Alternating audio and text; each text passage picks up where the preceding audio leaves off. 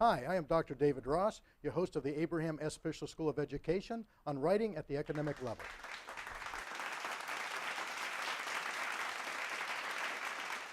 Today, we'll be talking about APA and plagiarism.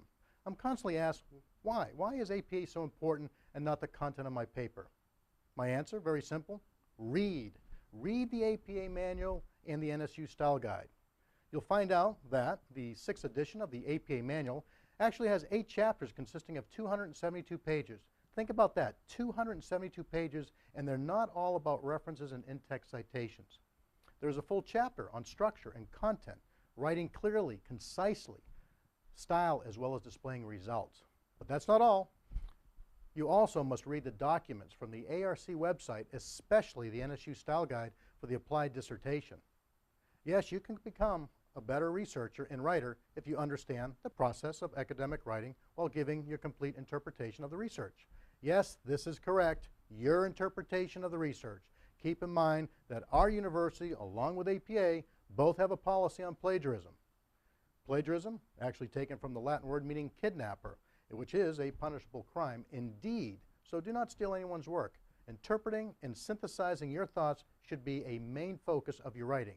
I have seen many, way too many issues regarding the misuse of APA's guidelines, but here I'm about to share my top 10 most useless defenses of APA and plagiarism non-understanding. Number 10. I didn't know I could not take someone else's work and pass it on as my own. Really? Not quite. You must always give credit where credit is due. Number 9. I really did not have enough time to commit to this paper, only used a few ideas and thoughts. Is that so bad? Always give credit to the actual author of published or unpublished work. There is no copying and pasting of sentences, phrases, paragraphs, or ideas from someone else's work. Instead, paraphrase and synthesize your thoughts of the research. Number 8.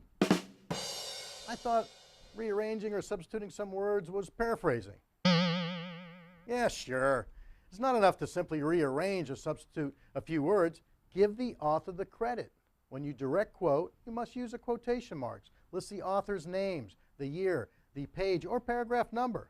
Give the author credit by using the citation. Number 7. I didn't know I could not resubmit my own work in more than one course. Oops, again. Too bad. At NSU, there is a policy that students cannot resubmit work for credit. You cannot use it over and over and over again. Remember, people, no recycling. Number 6. Can I have an extension to make sure all my content, research, and formats are correct? No. The number 5 all-time most useless defense for APA and plagiarism non-understanding is grammar and capitalization are not that important. Well, survey says the highest percentage of APA errors identified by editors of manuscripts is grammar at 72%, format 67%, in-text citations 60%, capitalization 57%, and punctuation at 48%. People, stay away from being one of these statistics in research and be the one who reports the research. Number 4, anthropomorphism. It sounds like a sci-fi creature, but anthropomorphism is giving a non-human object human characteristics. Read about this in your APA manual under precision and clarity. An example is, Chapter 5 illustrates. No, it does not. Chapter 5 does not and cannot illustrate a thing. But the findings in Chapter 5 will illustrate the data. So a study won't show is more like the results of the study will show. Number 3, I used APA's 5th edition book. Is that the current one?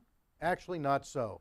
The APA 6th edition has been in effect since July 2011. The 5th edition is retired, gone, kaput. The one with the blue cover? That's the one. And of course, if APA changes, you must stay current with all updates. Number 2, I thought Turnitin was just to turn it in. What? Did you know that your professor actually has a capability of using Turnitin or Grammarly? And here's some statistics. 75% of college students admit to cheating. 90% don't believe cheaters get caught. 54% of plagiarism is from the internet, and 44% of students consider minor cut and paste internet plagiarism as trivial cheating or not cheating at all. And now, the number one most useless defense on APA and plagiarism, non-understanding is, you mean I cannot hire someone to do my work? You mean I could not obtain a paper from a paper mill, a website, or other source? Let me tell you a short story about a student who actually paid someone for developing their own paper, a new paper. The only problem is the person who they actually hired plagiarized the entire paper. Moral of this story, you don't always get what you pay for. But maybe you do. Bottom line, strive for a well-written document with proper and sufficient content, as well as a format and structure. Anything less will send you right to the bottom. You are not writing for yourself. That may be good in poetry class, but not here. You're writing for the reader, and your readers are the scholars who want to find the points you're providing, not spending the entire time searching for your literature, your research topics, your methodology, your results and findings, and they still don't even want to look for your conclusions and recommendations as well. Finally, if you're going to be creative, concentrate on your dissertation, not your excuses. We have had enough creativity there. For all of us here at the Abraham S. Fischler School of Education, I am Dr. Ross.